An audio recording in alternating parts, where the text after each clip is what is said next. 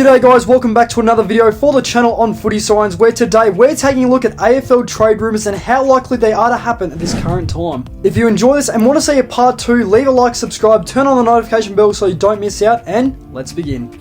In the last couple of days, Melbourne star Christian Petracca has already met with both Gold Coast and Adelaide looking for a new destination, and he's seeking a trade out of the Melbourne Football Club. Petracca is already unhappy at Melbourne and wants to leave. These two clubs seem to be the front runners for the 2021 Norm Smith medalist. The Suns seem to be targeting Sydney's very own James Rowbottom. The Suns haven't really said too many details about this trade, but with Sydney's midfield being stacked with talent, it could see Rowbottom in a move to the Gold Coast. Ned Reeves, who found it hard to get a senior game with the Hawks this season, could potentially be linked to both Carlton and Collingwood. The two rival neighbours have had eyes on the tall ruckman earlier in the year, and with both clubs uncertain on the current ruckman situation, Carlton seem to be the front runners for Reeves, with the departure of Tom de Koning forcing Kilda. Number 1 pick Jamarra Ugle-Hagan has met with Gold Coast only recently to discuss a future with the club. With the former dog trying to find his feet again after a while away from the game, the Suns look to be the best option for him to get back to his very best form.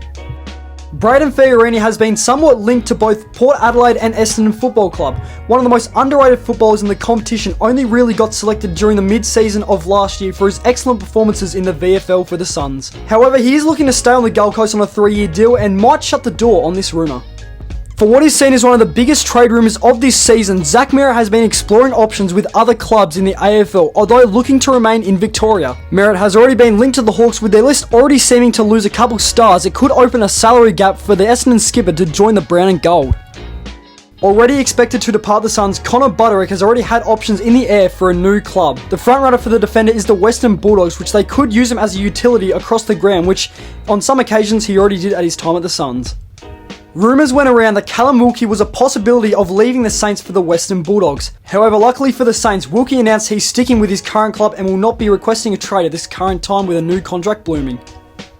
Two-time Common medalist Charlie Curnow has been seeking a trade out of Carlton for another club. At the moment, 3 clubs circle in the air for the immaculate forward, with names of Gold Coast, Sydney and Geelong at this present time, with many sources saying that Curnow will most likely go an hour or two down the highway to the Cattery. Malcolm Rosas has already pretty much been confirmed to be traded to the Swans for a pick which at the moment is undecided from both clubs. Malcolm had no real intentions at first to leave the Gold Coast, but with little game time this year, the gun forward is all but confirmed to become a Swan during the trade period. Unsure about his future in the AFL, Sam Flanders has the eyes of all seeing Kilda, Essendon, Carlton and Melbourne on the utility son, with Flanders expected to make a decision this week on which one to choose. He's pretty much guaranteed a ticket out of the Gold Coast list for one of the 4 Victorian clubs.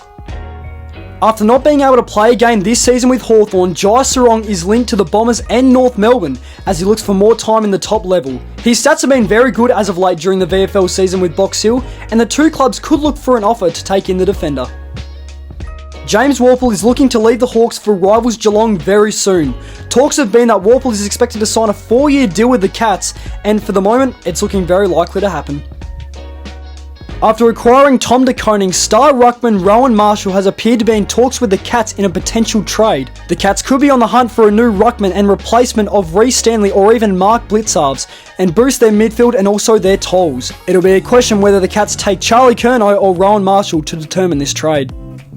A very unlikely trade at the moment is Oliver Florent to the Blues. This trade hasn't had all that many talks about it since August and is not very likely to happen in the first place, especially after Oliver Florent already signed a 5-year deal with the Swans last season. This trade seems to be dead. People are expecting Brodie Mihocek to be traded to Melbourne through a deal involving the Swans also. Mihocek is looking for a fresh start and to boost the Demons forward list. This trade hasn't really sparked up in a while, but it could in the coming days. Also involved in that last trade is young key forward Jack Buller at the Sydney Swans. He's only played 10 games in his career but could be a future star if traded to the Magpies and become that starting full forward and match the deal between the 3 teams. Originally, Joel Hamling was linked to rivals Greater Western Sydney on a 1-year deal, but the Swans themselves shut this trade down with re-signing Hamling on a 1-year deal. And to finish this off, we have Tom Berry. After being delisted by the Suns, has requested a trade to West Coast. The 25-year-old only managed 23 games in his first 2 seasons, and with knee injuries setting him back 7 months. The Eagles haven't said all that much about this trade, but after the season they had, it could interest them and give Berry the chance to prove his worth. There you go, people. There are your trade rumours at the moment. If there are more that spark up in the future, I'll definitely make a part 2. But comment if you do want to see a part 2. Like, subscribe, turn on the notification bell, become a member, do whatever you want to support the channel. It would mean a lot. And I'll see you in the next one. See yous.